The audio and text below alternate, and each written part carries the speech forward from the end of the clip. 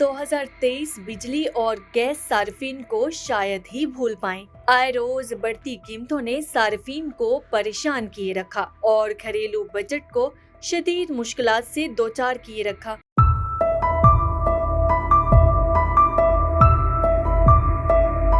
मुल्क भर में एहतजाज भी हुए जिनमें बिल्स को नजरे आतिश किया गया। बिजली और गैस की कीमतों में इजाफे से मुल्क भर के सार्फिन पर 2400 अरब रुपए से जायद का बोझ डाला गया। साल भर शहरी बिजली और गैस के भारी बिलों के तले दबे रहे। बिजली के बुनियादी नरखों में 10 रुपए 73 पैसे फी यूनिट तक इजाफा किया गया। IMF की शराइत पर 65 अरब रुपए का बरामदी और किसान पैकेज खत्म किया गया। बिजली सार्फिन पर फी यूनिट 3 रुपए 23 पैसे का मुस्तकिल सरचार्ज आयद किया गया। माहाना और सहमाही एडजस्टमेंट के जरिए बिजली की बढ़ती कीमतें मजीद मुश्किलात पैदा करती रहीं।